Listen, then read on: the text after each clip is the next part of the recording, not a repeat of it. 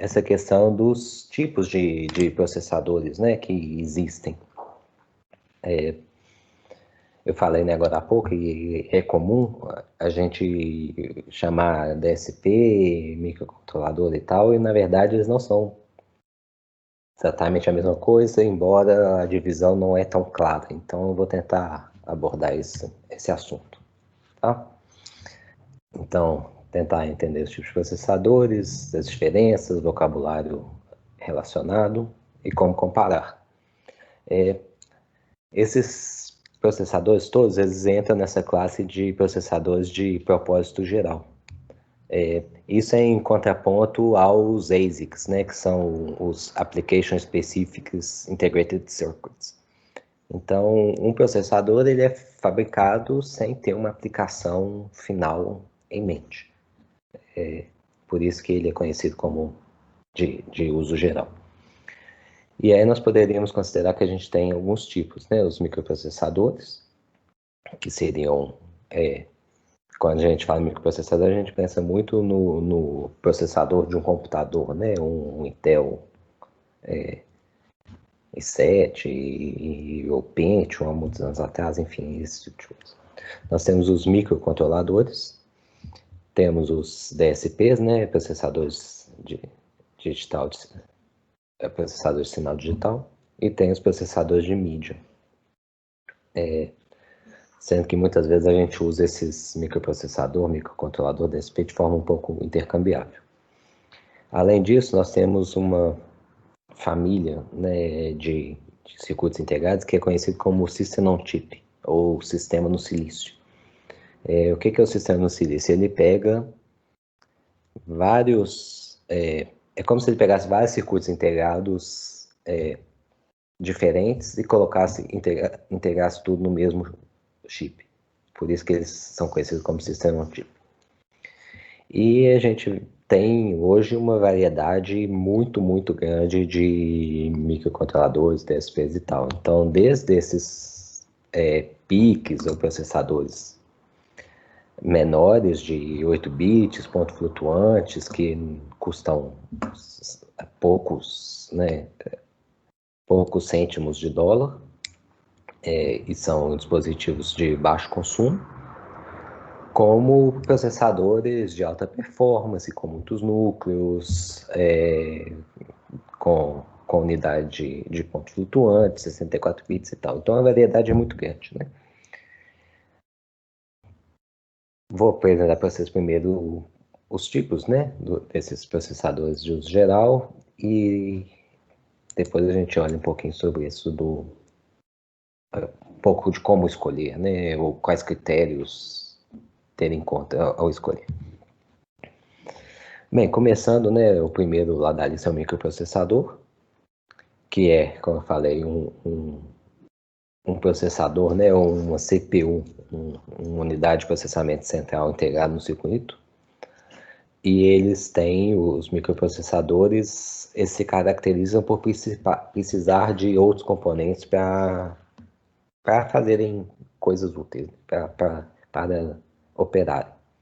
Então, o caso mais clássico seria do microprocessador, por exemplo, seria um microprocessador no computador, então você vai precisar da memória RAM separada, num dispositivo gráfico separado e tal, para que ele seja realmente utilizável. Então, antigamente o microprocessador era somente o núcleo, só a CPU, só a parte que está realmente fazendo contas, né, comparando os registros e tal. Mas, na verdade, hoje, esse limite entre um microprocessador e um microcontrolador é muito menos claro do que era antigamente. Porque, com o avanço da tecnologia, os fabricantes começaram a integrar mais coisas no circuito integrado do microprocessador. Então, às vezes, já vai um pouquinho de memória, a parte de vídeo já está lá, a gente vai ver isso logo mais. Nós temos, então, entre os microprocessadores, a família da ARM. A ARM é uma empresa britânica, né? Que, na verdade, a gente vê processadores ARM aí para tudo quanto é lado, né? Os nossos telefones celulares, todos praticamente usam processadores da família da ARM, mas na verdade a ARM ela não fabrica componentes. A ARM é uma empresa de propriedade intelectual, ela desenvolve o projeto do processador, assim, o set de instruções, e ela licencia isso para os diversos fabricantes. É por isso que você vê processador ou circuito integrado da Texas com o núcleo ARM, da Xilinx com o núcleo ARM, da Freescale, da Atmel, enfim, da Broadcom, todos, porque a ARM ela vai e licencia esse tipo de esse projeto. Os processadores ARM são processadores do tipo RISC, que é o acrônimo para Reduced Instruction Set Computing, ou que são os sets, né, de instruções reduzidos. Então, o processador, isso faz com que o processador seja mais simples e ele tenha capacidade e ele tem um consumo de energia menor. Isso em contraponto com o CISC, né, que é o Complex Instruction Set Computing, tá? No caso do microcontrolador, ele é como se fosse um mini computador, né, já num circuito integrado. Então, ele vai ter a parte de processamento, né, a CPU, mas também outros periféricos. Então, outros periféricos como, por exemplo, memória, entradas e saídas digitais, timers, interface de comunicação, PWM ou, enfim, outros tipos de periféricos. Esses seriam os microcontroladores. Já os DSPs, eles são processadores desenvolvidos tendo em mente o processamento de sinais. O que vai acontecer? Ele vai ter os DSPs, eles têm instruções específicas que permitem a ele ter um melhor desempenho quando ele está tratando com algoritmos típicos de processamento de sinal. Por isso eles são do tipo CISC, Complete Instruction Set Computing. Primeiro é complexo, mas enfim, complete. Acho que talvez tenha esse acrônimo aqui, sirva para as duas coisas. E ele consegue fazer várias operações ao mesmo tempo, com um ciclo de clock. Então ele pode multiplicar e acumular valores, ele pode, em um único ciclo de clock, multiplicar e mover um resultado para um determinado lugar da memória e buscar o próximo resultado. Isso faz com que ele seja mais rápido, né, para essas operações do que um processador RISC de uso geral.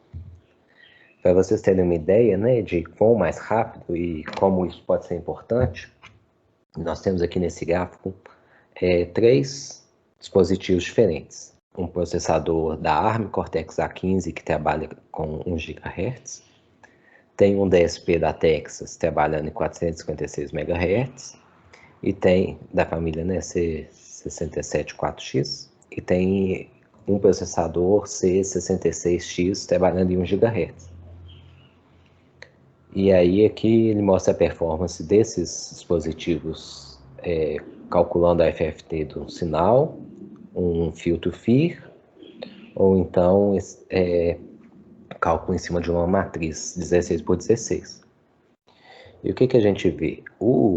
O ARM, que é um processador RISC, que na verdade, o que vai acontecer? Porque o RISC, ele vai fazer, a cada ciclo, ele vai fazer duas tarefas. Então, em uma tarefa, ele vai pegar o dado da memória e colocar no registrador. No seguinte, ele vai pegar outro dado da memória e colocar no outro registrador.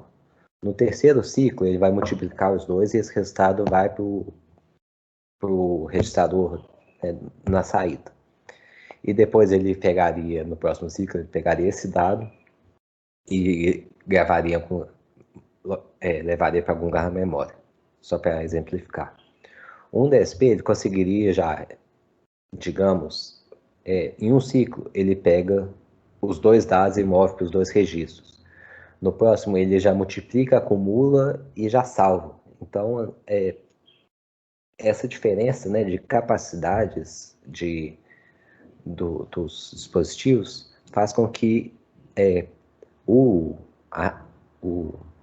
a frequência de clock não nos diga tantas coisas. Vocês podem ver aqui que o processador ARM ele trabalha com uma frequência de 1 GHz e esse DSP trabalha com 456 MHz, bem menos. A gente pensaria, não, o ARM tem um desempenho melhor do que o DSP, mas na verdade não, dependendo do que for feito, o DSP chega quase que a 3 vezes a performance, mesmo com uma frequência que é menos da metade. Então vocês têm que ter, quando for escolher, tem que pensar um pouco nisso, né? Não é só a frequência que o dispositivo trabalha que vai me falar qual que é a performance dele, tá?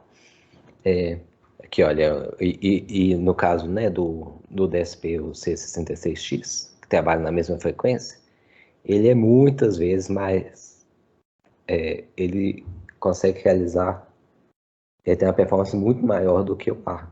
Então, para FFT, 7 vezes maior. Ou seja, você vai precisar de 1/7, né, do tempo para poder fazer um cálculo com o DSP do que seria com o ARM.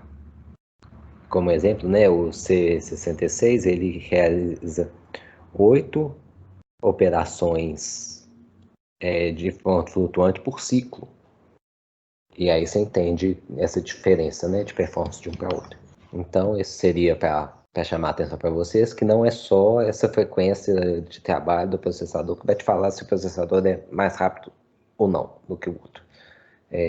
Tem que tomar um pouquinho mais de cuidado. Agora eu vou mostrar para vocês diversos dispositivos, para vocês verem como é que essa questão do microprocessador, microcontrolador, acaba sendo meio confuso mesmo. Eu proponho um tipo de visão, né, para saber se um é microcontrolador ou não, mas de qualquer forma vamos ver isso aqui primeiro. Então esse aqui é o processador da Raspberry Pi 4. Ele tem 4 núcleos ARMS aqui, né? E vocês notem que aqui embaixo ele tem uma série de periféricos. Então, periférico PCI Express, tem um Mac Gigabit Ethernet, tem DMA, tem timer, tem um PWM aqui, tem a UART, enfim, tem vários periféricos. E ele também possui um núcleo de vídeo integrado. Então, se a gente olhasse, né, pensasse aquela classificação de que um microcontrolador ele é como se fosse um processador, um computador, né, num circuito integrado, batendo para esse diagrama de blocos, a gente diria que isso está bem parecido com o microcontrolador, né? Só que, na verdade, a gente tem se vocês olharem, esse processador, ele é tido como um microprocessador pelo fabricante. E eu acho, né, na classificação que eu considero, ele seria um microprocessador. Por quê? Porque, na verdade, ele não possui memória interna. Ele tem algumas memórias, então ele tem um cache aqui de nível 1 e um cache de nível 2, mas ele não tem memória RAM, ele não tem a memória flash, a RAM é a memória volátil, né, e a flash seria a memória permanente, né, que estoura o programa e que estoura dados que não podem, que não são voláteis, não podem ser perdidos. Então, o microprocessador, ele não possui essa memória, ele sempre vai precisar de um chip de memórias para que ele funcione. Eles possuem aqui uma unidade de gerência de memória, Memory Management Unit, que vai fazer essa gestão da memória externa e vai fazer também a tradução do endereço de memória virtual para o endereço físico. Mas ele não tem memória integrada no chip, ele só tem os caches, né, que são memórias que são muito importantes, mas não estouram dados de forma prolongada, né, digamos assim. Então, na verdade, esse microprocessador ele vai ter uma interface dedicada, né? Tem aqui, olha, o LPDDR4 é um controlador dedicado para que ele acesse, leia e grave dados em uma memória externa. Esse é um outro chip da ST.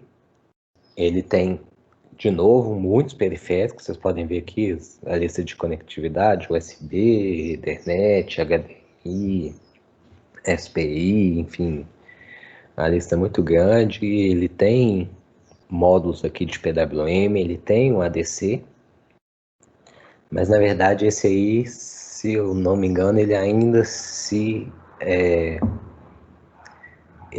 é considerado pelo fabricante como um microprocessador. E de novo a gente tem a mesma questão. Ele tem a quantidade de memória interna muito limitada. Para você realmente utilizar esse CI, você vai precisar de colocar um pouquinho de memória interna. De memória externa, desculpe. Então, de novo, é um microprocessador, possui muitos periféricos, né? Controlador de LCD, periféricos para segurança, conectividade, mas ainda assim é um microprocessador porque ele não possui toda a memória necessária para rodar. E aqui a gente já vê, né, é interessante ressaltar também, um processador, um circuito integrado que tem dois tipos de processadores diferentes. Então ele tem um núcleo Cortex A7 e um núcleo Cortex M4. Então esses núcleos têm características diferentes, de forma que um é melhor para um determinado tipo de aplicação e o outro é melhor para outro tipo. Nesse caso especificamente, ou na maioria das vezes, acontece que um núcleo ele é mais simples, ele trabalha na frequência mais baixa, mas ele é determinístico. Ele muitas vezes também tem uma latência menor para quando você chega uma interrupção e tal. Então são núcleos dedicados para a parte de tempo real. Isso também é bastante típico da gente ver. E aí, voltando àquilo que eu estava falando mais cedo, né, de que o preço dos processadores, dos dispositivos caiu muito e não faz muito sentido, só em caso específico faz sentido você usar um processador de 8 bits ponto fixo. Você olha o preço desse aqui, olha, ele tem dois núcleos, um trabalhando em 800 MHz, o outro em 200 MHz, essa quantidade grande de periféricos, e ele custa $5 a unidade. Hoje a gente tem muita coisa num preço muito, muito baixo, né? Aqui é um exemplo de um DSP da Texas Instruments. De novo, a gente tem aqui vários, né, periféricos de conectividade e tal, mas o que vai caracterizar isso como DSP principalmente é o set de instruções do núcleo. Então, esse é aquela família que a gente viu, né, na comparação ali para trás, alguns slides atrás, e a gente vê que é um processador que, para esses algoritmos de processamento de sinais, ele tem um desempenho muito bom. Então, esse aqui seria um processador de sinais mesmo, um DSP, né? E o preço já é bem mais alto, né? $40 por unidade. Tá, então aqui eu mostrei exemplos de microprocessador. Esse aqui, ST, já é um microprocessador indo um pouco para o lado do microcontrolador. O DSP da Texas. Aqui na parte dos microcontroladores.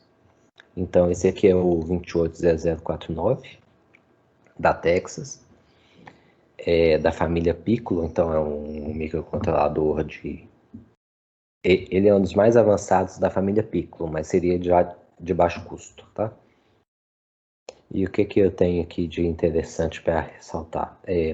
Primeiro a gente vê que ele tem muitos periféricos, né? Então ADC, conversor, canais para o conversor Sigma Delta, parte de encoder, ele tem alguma lógica programável, Temos um núcleo principal e um CLA, que seria um núcleo mais simples, secundário. Temos os PWMs, temos essa parte de falta, né, de se acontecer uma sobrecorrente, ele consegue desabilitar os PWMs automaticamente. Tem a conectividade, e aí a gente começa a ver aqui, olha, que o circuito integrado começa a ter memória permanente nele. Então, esse microcontrolador ele tem 256 kilobytes de flash. E mais um tantinho aqui de RAM, 100 KB. Não é muito, mas ele não possui... Ele até possui uma interface para memória externa, mas na verdade a memória que ele vai usar mesmo para rodar o programa e tal seriam essas duas memórias, tanto a flash quanto a SRAM, que são internas. Então esse aqui já começa a ser um microcontrolador mesmo, né? Nessa divisão que eu penso por causa disso, porque ele tem memória, ele é autossuficiente, ele não precisa de memória externa para poder ser utilizado. E aí aqui o exemplo desse processador que a gente vai usar na parte prática, que é o 28379D. Ele, de novo, tem vários periféricos para medição, para atuação, então saídas PWM, essa parte de faltas, a conectividade. Eu vou entrar nos detalhes deles daqui a pouco, então não vou gastar muito tempo com isso não. E ele também tem uma parte grande de memória, tá vendo?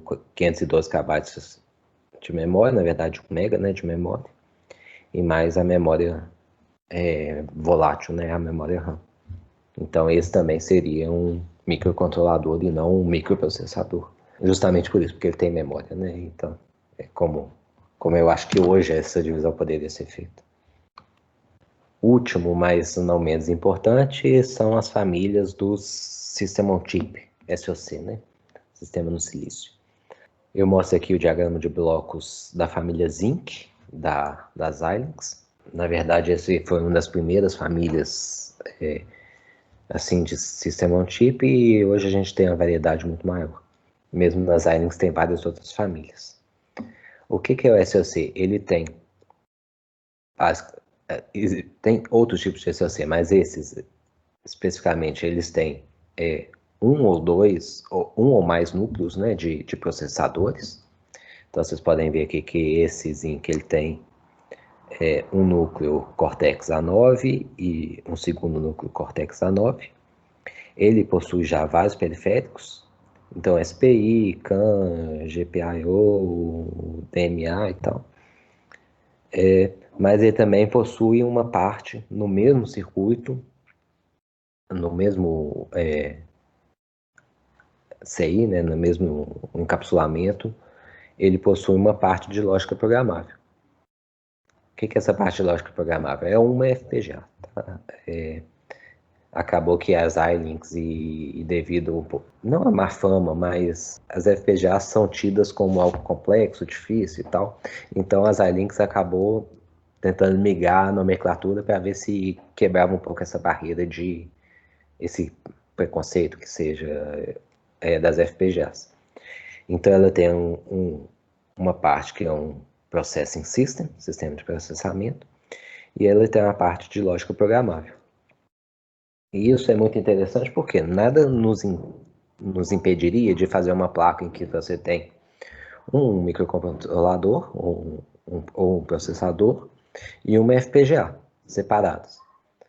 E aí você vai precisar, o problema de fazer isso é que você vai precisar fazer a ligação, né, entre um dispositivo e o outro.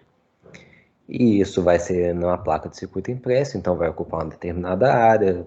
Para chegar a frequências mais altas, você tem que ser cuidadoso com o projeto.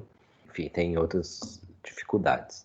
Quando você tem a FPGA e o microcontrolador integrados no mesmo dispositivo, a gente passa a ter aqui várias interfaces possíveis entre o sistema de processamento e a lógica programável.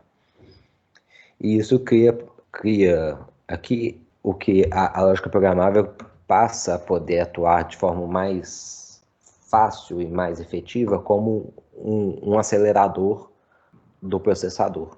Por que isso? Os processadores, né, eles tem como natureza um processamento sequencial de dados.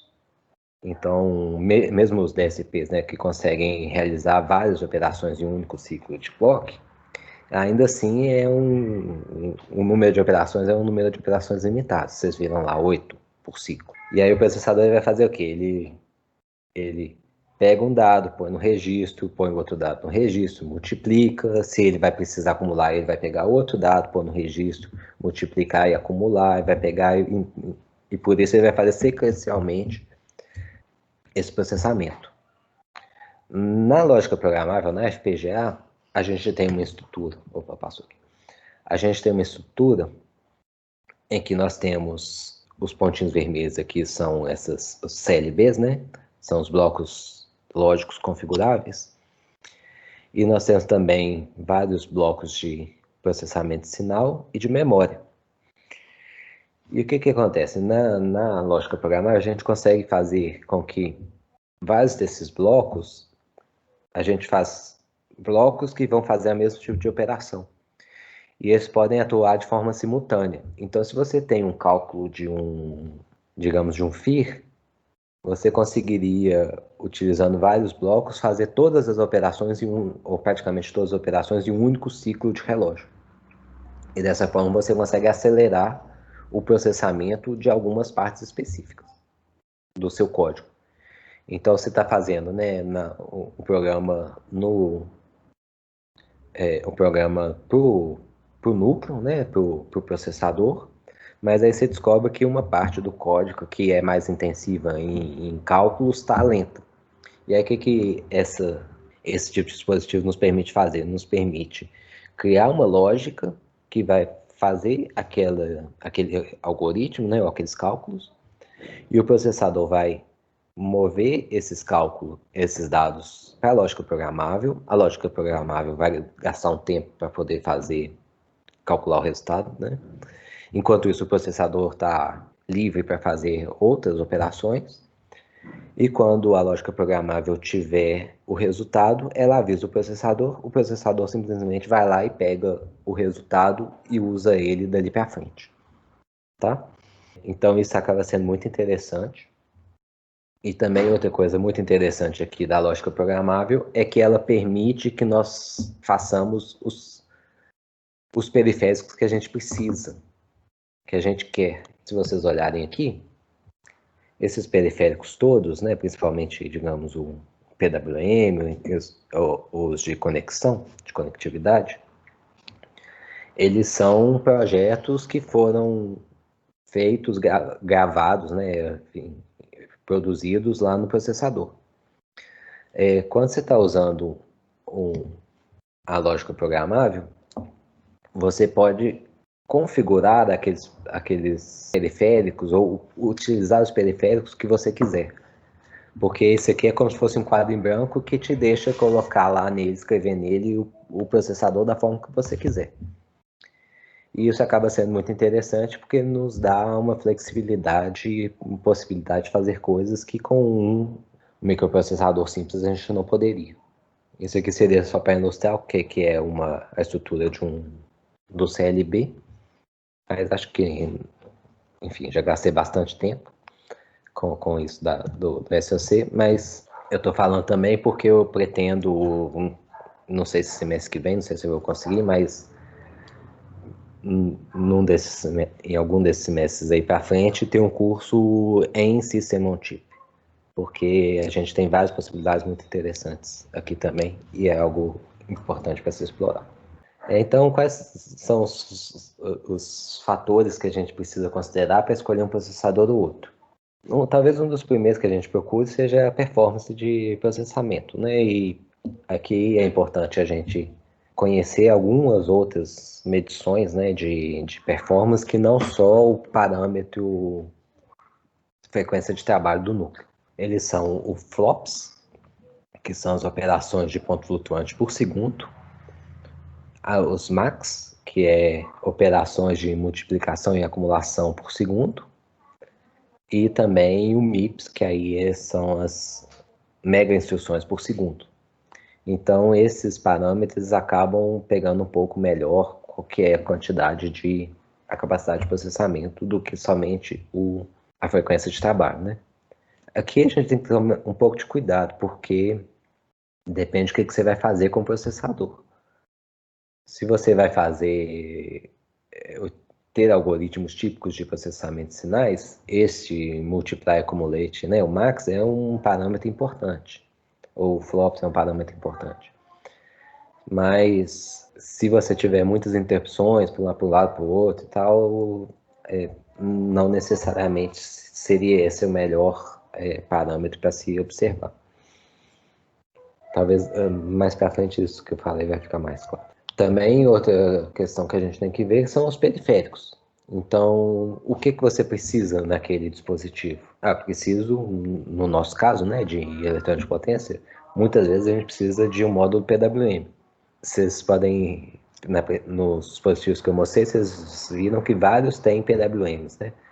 Mas, na verdade, não exatamente, porque os PWMs, na maioria deles, são módulos simples, que não vão ter toda a funcionalidade que a gente precisa normalmente para controlar conversores de eletrônica de potência. Então, isso tem que tomar um pouco de cuidado também. PWM? Tem, mas olha um pouquinho os detalhes do modo PWM. Ele te permite fazer o quê? Quantas saídas, né, ele tem. Isso é, inclusive, uma limitação grande que a gente tem na escolha dos processadores. E aí eu acho que talvez por isso essa família C2000 da Texas seja comum, né? Porque ele tem um módulo de PWM que tem várias saídas e que é um módulo que te permite fazer cobrir bastantes aplicações. Aí a parte de comunicação, você precisa de comunicação, de qual tipo, o que você precisa fazer, você precisa de um ADC, ou então você vai colocar um ADC externo. São todas questões que você precisa ver para escolher o dispositivo. Porque os periféricos estão lá, né? Você acaba escolhendo em função dos periféricos que você precisa. Vão vir vários outros, mas ainda assim tem que ter um mínimo o que a gente precisa. Dependendo da aplicação, o consumo de potência é algo importante. Não necessariamente, né? Então, em algo que seja para armazenamento de energia ou que seja alimentado por baterias e tal, o consumo de potência é algo importante. Se for um conversor eólico grande e tal, aí isso passa a ser menos relevante, né? E o que eu falei mais há pouco, você tem que considerar, claro, o preço, mas a gente sempre tem que ter em mente que o preço é formado por vários componentes. Então, nós temos os custos de desenvolvimento e os custos de produção. Então, muitas vezes a gente escolhe um processador de ponto fixo porque ele é mais barato, mas ele vai te dar muito mais dor de cabeça, você vai ter que tomar muito mais cuidado fazendo a programação, os cálculos, e você vai estar mais suscetível a ter algum erro, né, alguma saturação que você não previu. Então tem que tomar cuidado com isso também. Se você não vai fabricar esse dispositivo, não é o seu componente final e tal, se você não vai fabricar, se é algo só para pesquisa, para você desenvolver suas ideias e tal, não vale a pena escolher um processador que é muito barato, muito simples. Porque é sempre fácil que ele vai te dar muita dor de cabeça, você vai perder tempo resolvendo problemas que você não está interessado em resolver.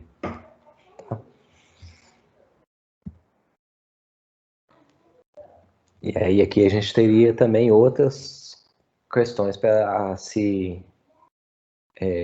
para pensar a respeito na escolha. Então, se sua aplicação é uma aplicação de tempo real ou simplesmente o que é chamado de best effort, né? Que seriam o caso de computadores, por exemplo. Você não está interessado que o seu computador te dê um resultado antes de um determinado prazo.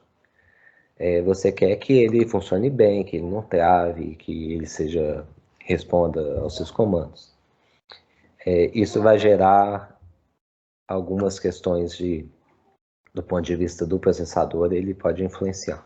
Você vai usar algum tipo de sistema operacional, um sistema operacional comum, um sistema operacional de tempo real, ou vai ser o que é conhecido como bare metal, onde, na verdade, você está controlando, seu programa está controlando o dispositivo, o processador diretamente. Quando você tem um sistema operacional, seu programa está no nível mais alto, né? O sistema operacional, ele faz esse gerenciamento do processador, dos registros para você. Mas claro que isso vai influenciar a quantidade de memória disponível, o tipo de memória, a estrutura pode ser importante, quanto de memória flash, ou se você precisa de uma memória externa, você vai ter sempre problema de latência, né? Maior para acessar a memória externa, para gravar na memória externa. Então, isso também é importante. Não menos importante são os recursos de desenvolvimento. Então, vou usar um processador de tal fabricante.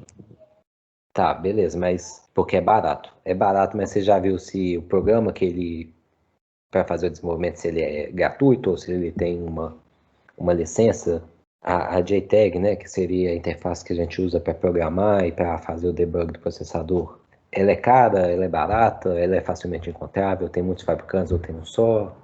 A gente tem placas de avaliação para poder já começar a desenvolver rapidamente, sem precisar fazer o projeto, a placa. Então, são todas questões que a gente precisa pensar. Às vezes são questões de fundo, né, que você, na verdade, já saberia, mas são fatores importantes.